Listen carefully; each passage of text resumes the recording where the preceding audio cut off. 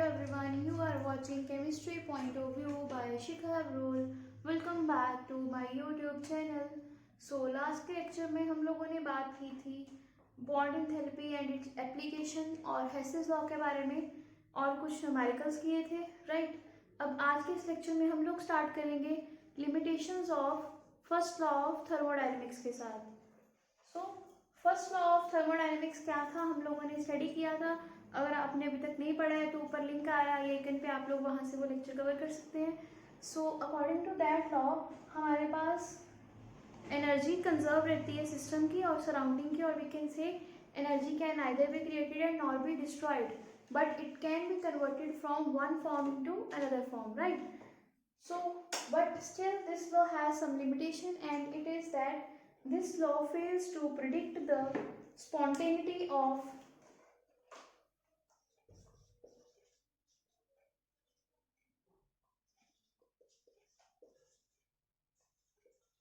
feasibility of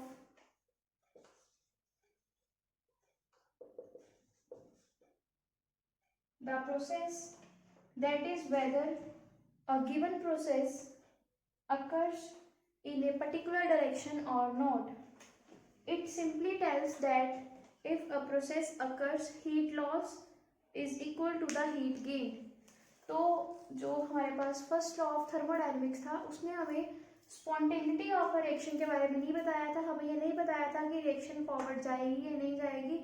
उस law के according हम सिर्फ इतना बता सकते हैं कि heat loss equals to heat gain और heat gain is equals to heat loss, one of the same thing, right. यही उस लॉ की लिमिटेशन थी कि उसने हमें स्पॉन्टेनिटी के बारे में नहीं बताया। तो अब हमारा इसके बाद नेक्स्ट टॉपिक है स्पॉन्टेनिटी और spontaneous process.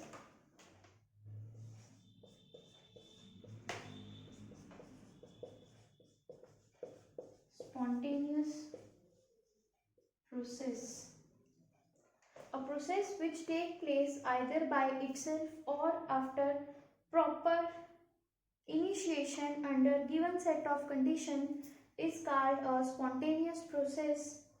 Spontaneity does not means instantaneity, it simply means that the process has an urge to take place. For example,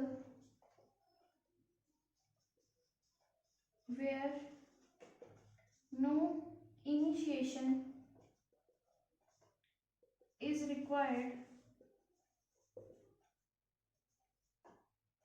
पहले हम वो एग्जांपल करेंगे जहाँ पे इनिशिएशन नहीं रिक्वायर्ड है, रिएक्शन अपने आप स्पॉन्टेनियसली हो जाती है। For example evaporation of water, water liquid state से कन्वर्ट हो जाता है गैसियस स्टेट में, और यहाँ पे हमें इनिशिएशन की जरूरत नहीं पड़ती। शुगर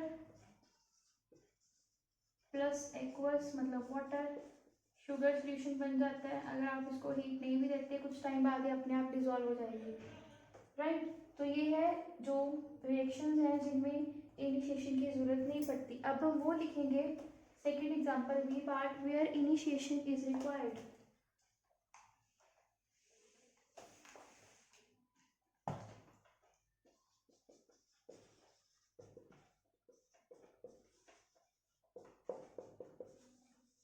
मतलब अगर रिएक्शन को कंप्लीट करना है, स्पॉन्टेनियस करना है, तो हमें बाहर से एक्सटर्नल फोर्स देनी पड़ेगी, एक्सटर्नल एनर्जी प्रोवाइड करनी पड़ेगी।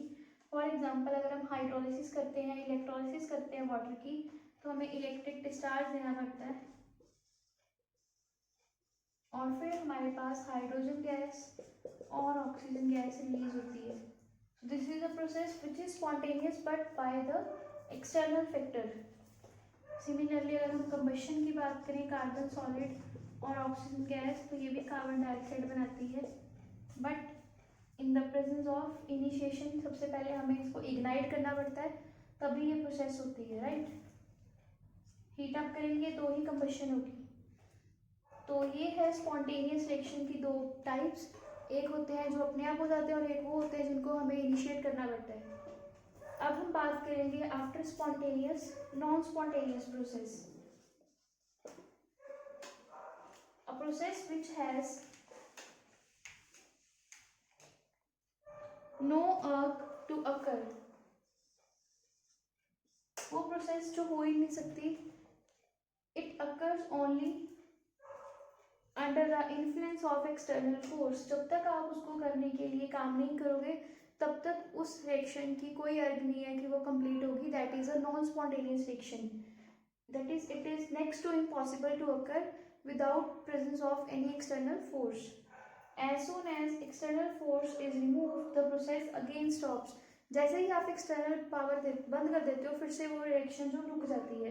फॉर एग्जाम्पल, इसकी बेस्ट एग्जाम्पल है, अगर किसी पर्सन को कोई प्रॉब्लम है ब्रीदिंग की, तो जब तक आप उसको ऑक्सीजन प्रोवाइड कर रहे हो विद ऑक्सीजन मास्क, तब तक वो है इंसान, राइट। जैसे ही आप ऑक्सीजन सप्लाई बंद करोगे, उसका ऑक्सीजन मास्क उतार दोगे, उसकी बॉडी में इतनी कैपेसिटी नहीं है कि वो नेचर से खुद ऑक्सीजन ले पाए, तो that person will be dead, right. That is a non spontaneous process. So यहाँ पे हम एग्जाम्पल्स लिखेंगे। द फिनोमिना ऑफ इलेक्ट्रोलिसिस, जब तक आप करंट पास करोगे तब तक वो प्रोसेस होगी, उसके बाद रुक जाएगी।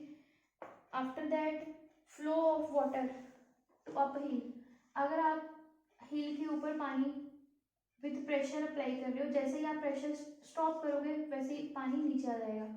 सिमिलरली अगर आप ड्राइव कर रहे हो हिली एरिया में और आपको इस माउंटेन के ऊपर क्लाइंब करना है, जैसे ही आप यहाँ पहुँच गए और अगर आप यहाँ पे जाकर बाइक रोक देते हो या स्कूटी या फिर अपनी व्हीकल रोक देते हो और ब्रेक अप्लाई नहीं करते या रेस नहीं देते और जो एरिया है वो स्लाइडिंग है, तो आप बिल्कुल सीधा वैसे ही नीचे आते हो। सिमिलरली जैसे आप रनिंग कर रहे हो अगर और एरिया आपके पास ऐसे है, तो आपके लिए वहाँ पे जाके स्टेबल होना बहुत ज़रूरी है, otherwise you will fall back by the same path. तो आपको उस चीज़ को ओवरकम करने के लिए खुद से फोर्स अप्लाई करनी पड़ती है। That is a non spontaneous process. जैसे ही आप एक्सटर्नल प्रेशर या फिर एक्सटर्नल फैक्टर रोकते हो, ख़त्म करने की कोशिश करते हो, वैसे ही वो चीज़ वापस से इनिशियल स्टेट में आ जाती है, राइट। अब किसी रिएक्शन के स्पॉन्टेनियस होने के लिए क्या क्या क्राइटेरिया है, क्या क्या रीजंस हैं, क्या क्या फैक्टर्स हैं, हम वो कवर करेंगे। तो ये हमने पढ़ लिया स्पॉन्टेनियस और non spontaneous reactions. Spontaneous reactions अपने आप हो जाते हैं, कुछ ऐसे हैं जिनको हमें स्टार्ट करने के लिए एनर्जी देनी पड़ती है, after that they can move on of their own. But non spontaneous में जब तक आप एक्सटर्नल एनर्जी प्रोवाइड नहीं करोगे तब तक वो रिएक्शंस नहीं होती है, और जैसे ही आप सप्लाई बंद करते हो एक्सटर्नल फैक्टर की, then again that reaction stops. So अभी आपका नेक्स्ट टॉपिक है criteria for the spontaneity of a process. Some processes are spontaneous while other are non-spontaneous. It means that there must be a criteria responsible for the spontaneity of a process. The force which drives the reactant towards the product is called as a driving force. For example, अगर हमारे पास कोई एक reactant A है वो B में convert हो रहा है, तो इसको यहाँ तक लेके जाने के लिए जो फोर्स हम अप्लाई कर रहे हैं वो है ड्राइविंग फोर्स। कितनी पावर लगेगी, कितनी फोर्स लगेगी, वो सब चीज़ें ड्राइविंग फोर्स में आएगी, जिसकी वजह से हमारा जो रिएक्टेंट है वो प्रोडक्ट में कन्वर्ट हो रहा है। So it is a resultant of two tendencies. दो टेंडेंसीज का रिजल्ट होता है क्राइटेरिया स्पॉन्टेनिटी का। Number 1, tendency to acquire minimum energy. एक तो रिएक्टेंट का काम ये होता है कि प्रोडक्ट बन जाए और एनर्जी कम हो जाए, बिकॉज वी वांट स्टेबिलिटी, और स्टेबिलिटी तभी आती है जब एनर्जी कम होगी। So it is a well known fact that in every system in this universe tends to acquire minimum energy. It is because lesser the energy more is the stability, जो मैंने आपको भी बताया। For example, heat will flow from hot body to the cold body and water flow from upper level to lower level. अपर हिल से water downward flow करता है और heat जो है वो हॉट बॉडी से कोल्ड बॉडी में फ्लो करती है, बिकॉज हीट जो है हॉट बॉडी में वो ज़्यादा होती है तो कोल्ड बॉडी में कम होती है। तो हीट जब अपनी रिलीज कर देती है हॉट बॉडी तो वो स्टेबल हो जाती है, तो एनर्जी रिलीज हो रही है, तो एनर्जी उसकी मिनिमम हो रही है। That is a stability. And in a chemical process lowing of energy means delta H should be negative. तो मतलब डेल्टा एच की वैल्यू क्या होनी चाहिए, नेगेटिव होनी चाहिए। तो ड्राइविंग फोर्स रिस्पॉन्सिबल होती है जब हमारे पास डेल्टा एच नेगेटिव होगा तो रिएक्शन फॉरवर्ड मूव करती है. For example in case of combustion of carbon और oxygen it form carbon dioxide और डेल्टा एच की वैल्यू जो होती है -393.5 किलो जूल पर मोल. तो जिस भी रिएक्शन का जो डेल्टा एच है वो नेगेटिव है वो रिएक्शन स्पॉन्टेनियस है, उसकी ड्राइविंग फोर्स फॉरवर्ड जाएगी, राइट. और इस प्रोसेस की भी लिमिटेशंस हैं. द लिमिटेशन इज जब हम बात करते हैं इवेपोरेशन की, तो इवेपोरेशन के टाइम पे एनर्जी एब्जॉर्ब होती है, right. That is water convert होता है लिक्विड स्टेट से वेपर स्टेट में, गैशियस फॉर्म में, तो उस टाइम पे तो उसको एनर्जी चाहिए होती है, तो उस टाइम पे डेल्टा एच होता है पॉजिटिव. बट स्टिल ये प्रोसेस अपने आप होती है, हमें ये प्रोसेस नहीं करनी पड़ती. तो फिर ये रिएक्शन फॉरवर्ड क्यों जा रही है? हमने तो पढ़ा कि डेल्टा एच नेगेटिव होना चाहिए, तो इसका मतलब हमें एक और चीज़ चाहिए स्पॉन्टेनिटी ऑफ अ रिएक्शन को एक्सप्लेन करने के लिए, राइट. क्योंकि ये वैल्यू बहुत कम है तो ये इजीली ओवरकम हो जाती है. रूम टेम्परेचर इस प्रोसेस को करने में हेल्प आउट कर देता है, right. So after this we can say that limitation में पहले आ गया कि जो ये रिएक्शन है इसमें प्लस में एनर्जी है बट स्टिल ये रिएक्शन जो है वो हो जाती है, एक ही लिमिटेशन है. The second limitation is reaction with delta H equals to 0.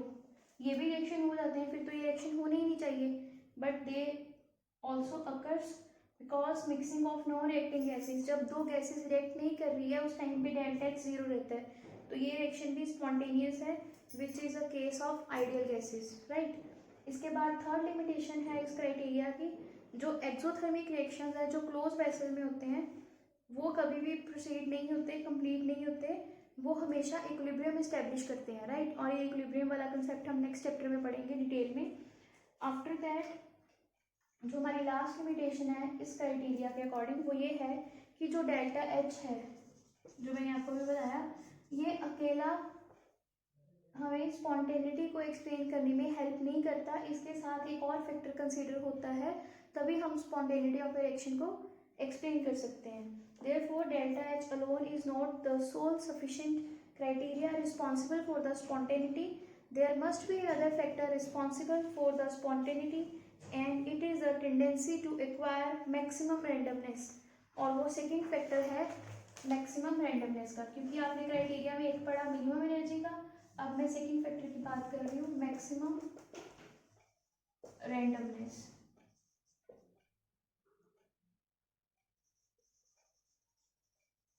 और ये दोनों फैक्टर कंबाइन हमें स्पॉन्टेनिटी का क्राइटेरिया एक्सप्लेन करते हैं.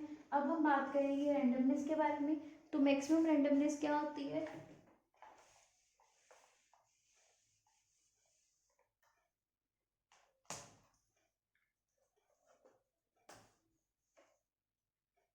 When molecules in the liquid state are less random than water molecule in gaseous state, then the evaporation of water proceed with increase in randomness. तो कहते होता क्या है हमारे पास जब हम इवेपोरेशन की बात करते हैं तो वाटर लिक्विड से वाटर गैशियस स्टेट में कन्वर्ट हो रहा है, तो यहाँ पे लेस रैंडमनेस है, मॉलिक्यूल इतनी फास्ट मूव नहीं करते जितने यहाँ मूव करते हैं,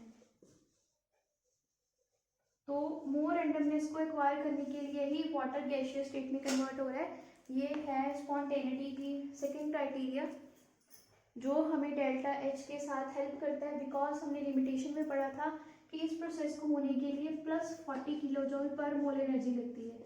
तो ये एनर्जी हमें कहाँ से मिलती है? फिर जो इसमें रैंडमनेस आती है, राइट. ये थी इसकी लिमिटेशन. सिमिलरली ऐसे ही हम और भी एग्जांपल्स एक्सप्लेन कर सकते हैं जो according to delta H feasible नहीं है, बट उनमें अगर रैंडमनेस ज़्यादा आती है आफ्टर रिएक्शन तो वो रिएक्शंस भी हो जाती हैं, right. So delta H is positive factor which opposes the process, but if randomness increases then this randomness overcomes the energy factor and we get a reaction spontaneous. यहाँ पे मैं आपको एग्जांपल एक और दे सकती हूँ. We have NaCl solid plus aqueous, और जब ये वाटर में डिजोल्व होगा तो Na positive plus Cl negative बनता है, और यहाँ पे डेल्टा एच आता है पॉजिटिव. तो ये रिएक्शन भी स्पॉन्टेनियस है. आप लोग अगर पानी में नमक डाल के रख देते हो तो कुछ टाइम बाद वो डिजोल्व हो जाता है, बिकॉज ऑफ द रेंडमनेस यहाँ पे जो है वो सॉल्ट फॉर्म में है NaCl और इसकी मूवमेंट निग्लिजिबल है, बट जैसे ही आयंस बनते हैं तो इनकी मूवमेंट फास्टर हो जाती है. And here we can say the randomness is the reason to take the reaction in the forward direction. So in this way we can explain the criteria of spontaneity. और इसी के साथ हम next topic पे move करते हैं, that is are entropy. हम लोगों ने एंथैल्पी कर लिया, राइट, थर्मोडायनेमिक लॉ कर लिया फर्स्ट. अब हम बात करेंगे एंट्रोपी की.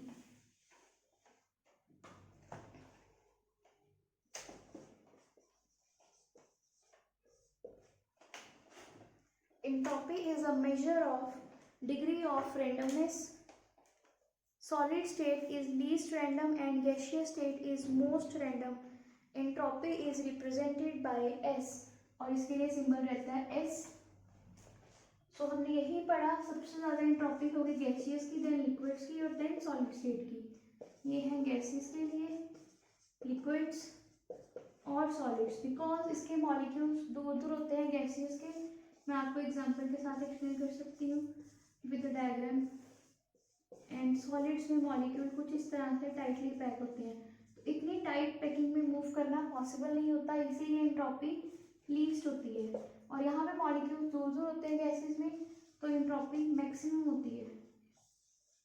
This is the reason for this order.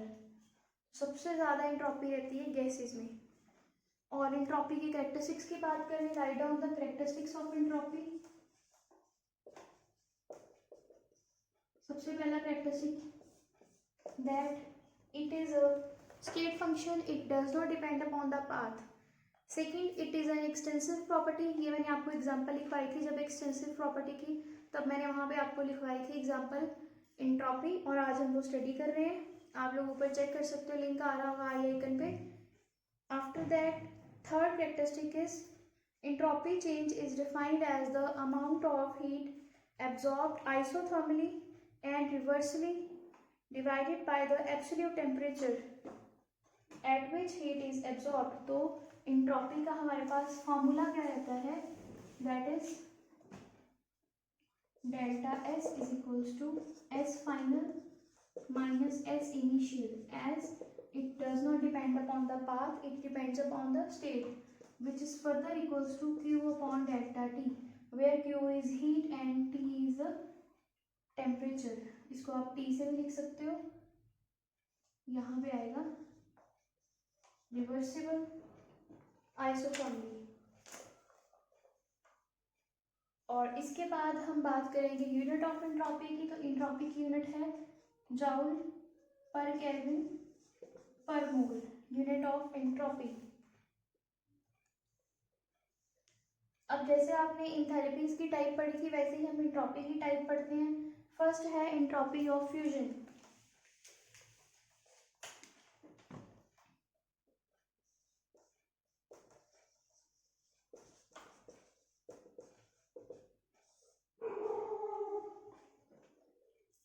Entropy of fusion में हम लोग फॉर्मूला क्या लिखेंगे, delta fusion S is equals to delta F fusion H upon T melting. Because fusion होती है सॉलिड को मेल्ट करना लिक्विड स्टेट में, तो यहाँ पे हमारे पास एंथैल्पी ऑफ फ्यूजन अपॉन जो मेल्टिंग पॉइंट आएगा that will be the delta fusion और एंट्रोपी ऑफ फ्यूजन.